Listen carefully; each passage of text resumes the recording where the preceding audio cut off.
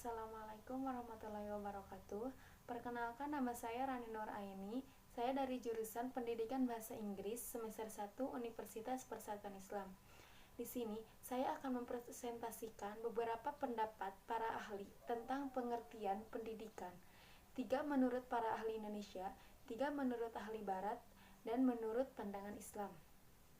Langsung saja, mari kita lihat beberapa pengertian pendidikan menurut para ahli.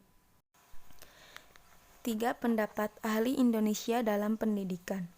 Pertama, menurut Aristoteles, yang merupakan seorang ilmuwan dan filsuf terkemuka di dunia, pendidikan adalah salah satu fungsi dari suatu negara yang dilakukan demi tujuan negara itu sendiri. Ia memandang bahwa pendidikan merupakan bekal untuk beberapa aktivitas atau pekerjaan yang layak.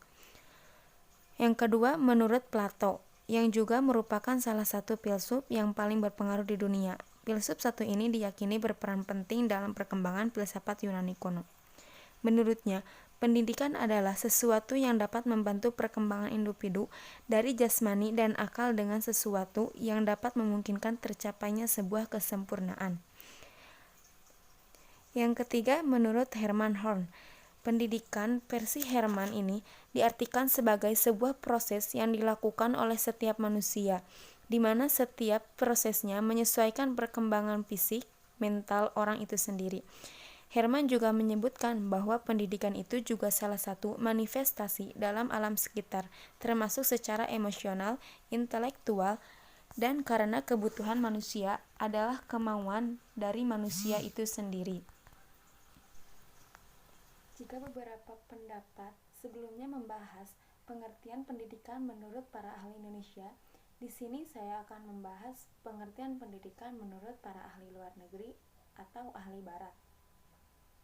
Mari kita lihat sama-sama apa pengertian pendidikan menurut para ahli Barat.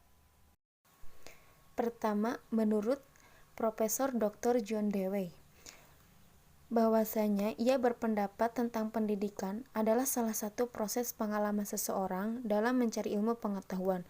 Ia pun berpendapat bahwa ilmu akan terus berkembang menyesuaikan dengan pertumbuhan individu itu sendiri. Sedangkan yang kedua, menurut pendapat M.J. Langeveld berbeda. Ia mengatakan pendidikan adalah upaya manusia dewasa menolong anak-anak yang masih proses dewasa dalam segala tugas hidupnya, di mana seorang anak yang belum dewasa tidak mandiri diajarkan bagaimana hidup secara mandiri dan bertanggung jawab. Dan yang ketiga, menurut Stella Van Patten. Menurut Stella Van Patten, pendidikan adalah sebagai kombinasi dari pertumbuhan dan perkembangan insani dengan warisan sosialnya. Sedangkan pendidikan menurut pandangan Islam adalah usaha untuk menyiapkan manusia agar hidup dengan sempurna, mencintai tanah air, sempurna budi pekertinya, teratur pikirannya, halus perasaannya, mahir dalam pekerjaan manis, tutur katanya baik lisan maupun tulisan. Dengan demikian, pendidikan menurut Islam berarti segala usaha orang dewasa dalam pergaulan dengan anak-anak untuk memimpin perkembangan jasmani dan rohaninya ke arah dewasa. Dalam perkembangannya, istilah pendidikan berarti bimbingan atau pertolongan yang diberikan dengan sengaja terhadap anak didik oleh orang dewasa agar ia menjadi dewasa. Mungkin itu yang dapat saya sampaikan. Terima kasih. Assalamualaikum warahmatullahi wabarakatuh.